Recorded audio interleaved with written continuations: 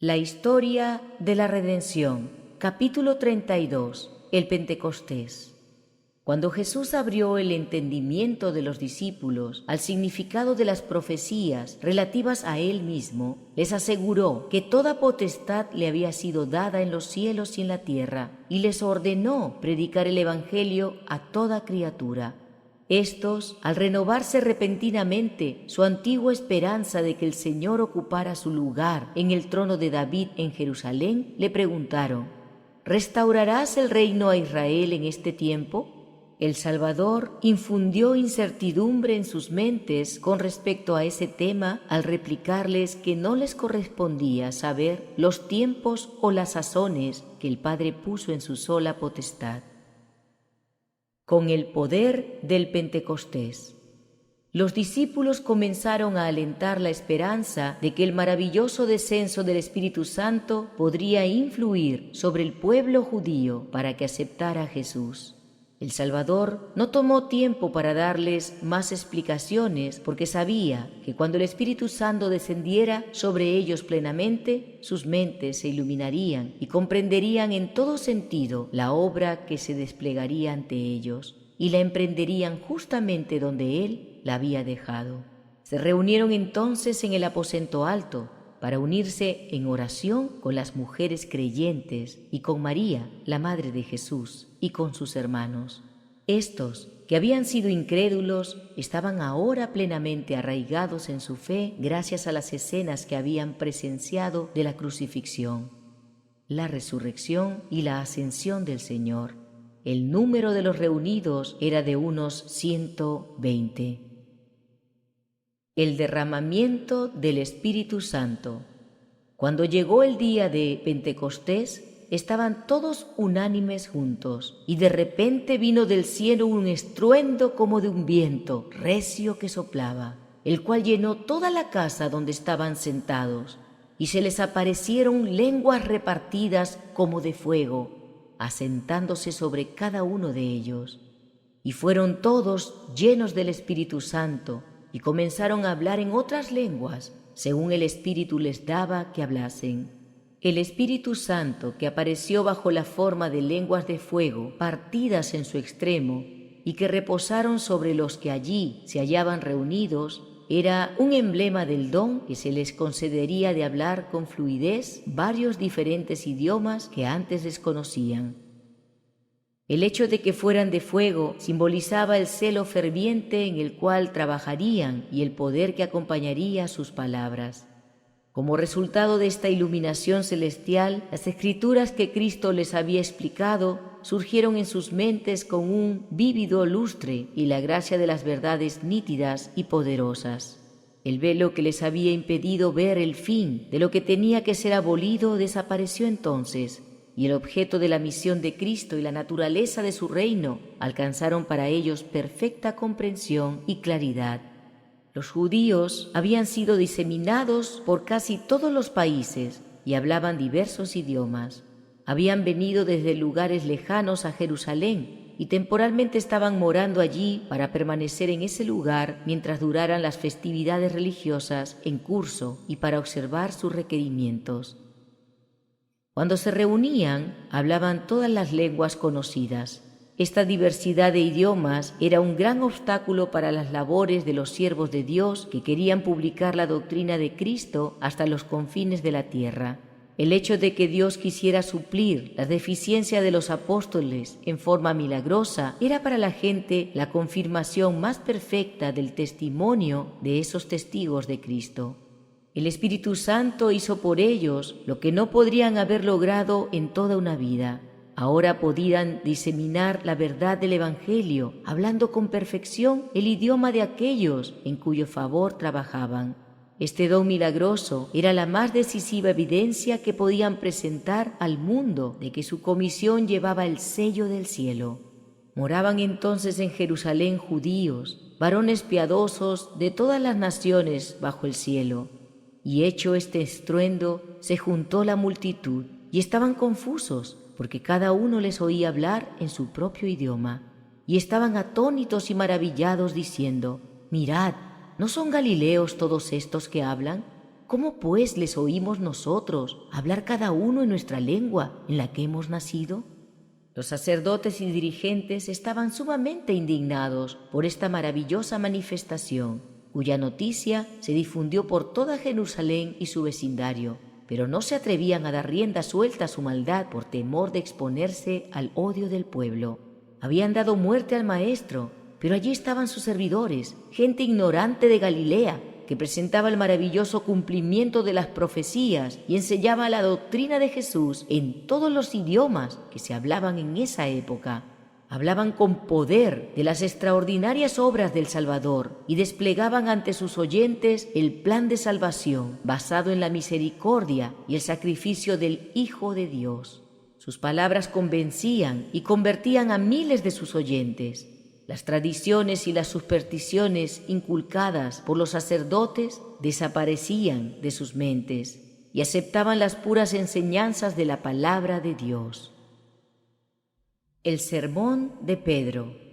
Pedro les mostró que esta manifestación era el directo cumplimiento de la profecía de Joel, mediante la cual este profeta preanunció que este poder descendería sobre los hombres de Dios con el fin de prepararlos para realizar una tarea especial. Pedro trazó el linaje de Cristo y lo vinculó directamente con la honorable casa de David. No empleó ninguna de las enseñanzas de Jesús para probar esta verdad, porque sabía que sus prejuicios eran muy grandes y por lo tanto no tendrían ningún efecto. Pero se refirió a David, a quien los judíos consideraban un venerable patriarca de su nación. Por eso dijo, porque David dice de él, veía al Señor siempre delante de mí, porque está a mi diestra, no seré conmovido. Por lo cual mi corazón se alegró y se gozó mi lengua, y aún mi carne descansará en esperanza, porque no dejarás mi alma en el Hades, ni permitirás que tu santo vea corrupción. Pedro demostró que aquí David no se estaba refiriendo a sí mismo, sino definidamente a Jesucristo. El rey murió de muerte natural como otros hombres. Su sepulcro, con el venerable polvo que contenía, había sido cuidadosamente guardado hasta ese momento. David, como rey de Israel y también como profeta, había sido especialmente honrado por Dios. Se le mostró en visión profética la vida y el ministerio futuros de Cristo. Vio su rechazamiento, su juicio, su crucifixión, su sepultura, su resurrección y su ascensión. David dio testimonio de que el alma de Cristo no quedaría en el Hades, la tumba, y que su carne no vería corrupción. Pedro comprobó que esta profecía se cumplió en Jesús de Nazaret. Efectivamente, Dios lo levantó de la tumba antes que su cuerpo viera corrupción. Era entonces el exaltado en el cielo de los cielos. En esa memorable ocasión, mucha gente que hasta ese momento se había reído de la idea de que una persona tan humilde como Jesús fuera el Hijo de Dios, se convenció cabalmente de la verdad y lo reconoció como su Salvador. 3,000 almas se añadieron a la Iglesia. Los apóstoles hablaron impulsados por el Espíritu Santo y sus palabras no podían ser contradichas porque las confirmaban extraordinarios milagros llevados a cabo gracias al derramamiento del Espíritu de Dios. Los discípulos mismos se asombraron de los resultados de esta manifestación y de la rapidez y la abundancia de la cosecha de almas. Todos se llenaron de asombro. Los que no quisieron abandonar sus prejuicios y su fanatismo se sintieron tan abrumados que no se atrevieron a oponerse a esa poderosa obra, ni por palabras ni por actos de violencia, y por el momento su oposición cesó. Los argumentos de los apóstoles por sí solos, aunque claros y convincentes, no habrían sido capaces de eliminar los prejuicios de los judíos que se habían opuesto a muchísima evidencia. Pero el Espíritu Santo introdujo esos argumentos con poder divino en sus corazones. Eran como agudas flechas del Todopoderoso, que los convencieron de su terrible culpa al rechazar y crucificar al Señor de gloria. Al oír esto, se compungieron de corazón y dijeron a Pedro y a los otros apóstoles: «Varones hermanos, ¿qué haremos?». Pedro les dijo: «Arrepentíos y bautícese cada uno de vosotros en el nombre de Jesucristo para perdón de los pecados, y recibiréis el don del Espíritu Santo. Pedro recalcó ante la gente convencida el hecho de que habían rechazado a Cristo porque habían sido engañados por los sacerdotes y gobernantes, y si continuaban esperando su consejo y aguardaban a que esos gobernantes reconocieran a Cristo antes de atreverse a hacerlo, nunca lo aceptarían. Esos hombres poderosos, aunque hicieran una profesión de santidad, eran ambiciosos y ansiaban las riquezas y la gloria terrenales. Nunca acudirían a Cristo para recibir luz. Jesús predijo que una terrible retribución recaería sobre esa gente por su obstinada incredulidad, a pesar de que se les dieron las más poderosas evidencias de que Jesús era el Hijo de Dios. Desde ese momento en adelante, el lenguaje de los discípulos fue puro, sencillo y exacto, tanto en palabra como en acento, ya sea que se expresaran en su lengua nativa o en un idioma extranjero. Estos hombres humildes, que nunca habían estado en la escuela de los profetas, presentaban verdades tan elevadas y puras que asombraban a los que las escuchaban. No podían ir en persona hasta los últimos confines de la tierra, pero había hombres en la fiesta procedentes de todos los rincones del mundo, y las verdades recibidas por ellos fueron llevadas a sus diversos hogares y publicadas entre la gente, y ganaron almas para Cristo. Una lección para nuestros días. Este testimonio con respecto a la fundación de la Iglesia cristiana se nos da no solamente como una importante porción de la historia sagrada, sino también como lección. Todos los que profesan el nombre de Cristo deben estar esperando, aguardando y orando en unidad de corazón. Debieran abandonarse todas las diferencias y la unidad y el tierno amor debieran llenarlo todo. Entonces nuestras oraciones ascenderían juntas a nuestro Padre Celestial, basadas en una fe fuerte y amorosa. Entonces podríamos aguardar con paciencia y esperanza el cumplimiento de la promesa.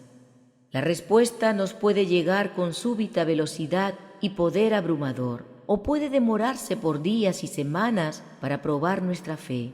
Pero Dios sabe cómo y cuándo contestar nuestras oraciones. Es nuestra parte de la obra ponernos en relación con el canal divino. Dios es responsable por su parte de la obra. Fiel es el que prometió.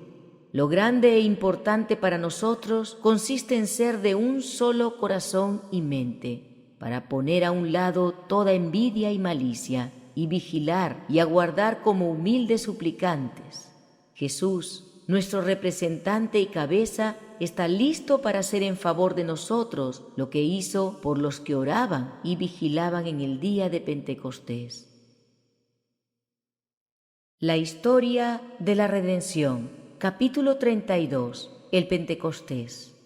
Cuando Jesús abrió el entendimiento de los discípulos al significado de las profecías relativas a Él mismo, les aseguró que toda potestad le había sido dada en los cielos y en la tierra, y les ordenó predicar el Evangelio a toda criatura. Estos, al renovarse repentinamente su antigua esperanza de que el Señor ocupara su lugar en el trono de David en Jerusalén, le preguntaron: ¿restaurarás el reino a Israel en este tiempo? El Salvador infundió incertidumbre en sus mentes con respecto a ese tema al replicarles que no les correspondía saber los tiempos o las sazones que el Padre puso en su sola potestad. Con el poder del Pentecostés.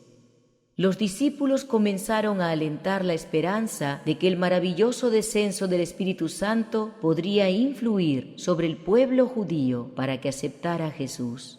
El Salvador no tomó tiempo para darles más explicaciones porque sabía que cuando el Espíritu Santo descendiera sobre ellos plenamente, sus mentes se iluminarían y comprenderían en todo sentido la obra que se desplegaría ante ellos y la emprenderían justamente donde Él la había dejado. Se reunieron entonces en el aposento alto para unirse en oración con las mujeres creyentes y con María, la Madre de Jesús, y con sus hermanos. Estos, que habían sido incrédulos, estaban ahora plenamente arraigados en su fe gracias a las escenas que habían presenciado de la crucifixión. la resurrección y la ascensión del Señor. El número de los reunidos era de unos 120. El derramamiento del Espíritu Santo.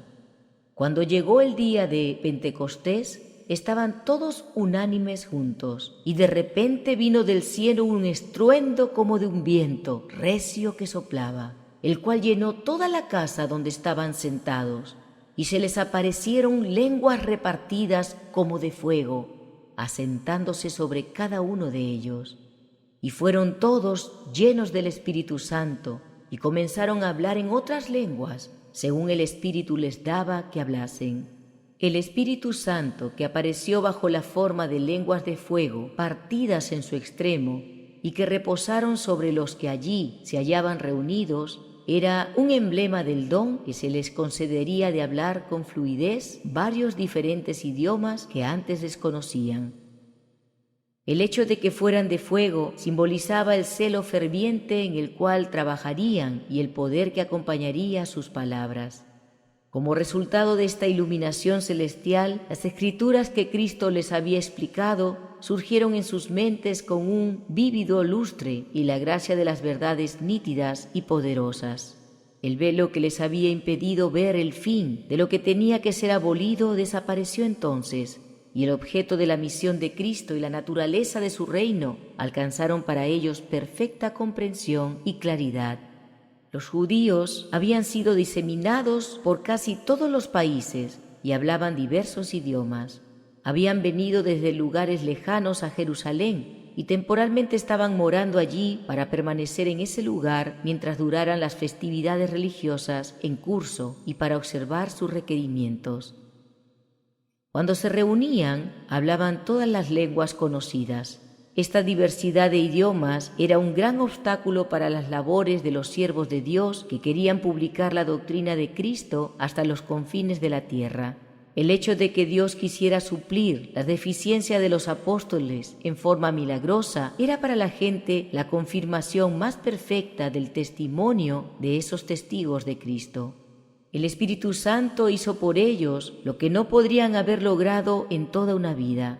Ahora podían diseminar la verdad del Evangelio, hablando con perfección el idioma de aquellos en cuyo favor trabajaban. Este don milagroso era la más decisiva evidencia que podían presentar al mundo de que su comisión llevaba el sello del cielo. Moraban entonces en Jerusalén judíos, varones piadosos de todas las naciones bajo el cielo. Y hecho este estruendo, se juntó la multitud, y estaban confusos, porque cada uno les oía hablar en su propio idioma, y estaban atónitos y maravillados diciendo: «Mirad, ¿no son galileos todos estos que hablan? ¿Cómo pues les oímos nosotros hablar cada uno en nuestra lengua en la que hemos nacido?» Los sacerdotes y dirigentes estaban sumamente indignados por esta maravillosa manifestación, cuya noticia se difundió por toda Jerusalén y su vecindario, pero no se atrevían a dar rienda suelta a su maldad por temor de exponerse al odio del pueblo. Habían dado muerte al Maestro, pero allí estaban sus servidores, gente ignorante de Galilea, que presentaba el maravilloso cumplimiento de las profecías y enseñaba la doctrina de Jesús en todos los idiomas que se hablaban en esa época. Hablaban con poder de las extraordinarias obras del Salvador y desplegaban ante sus oyentes el plan de salvación basado en la misericordia y el sacrificio del Hijo de Dios.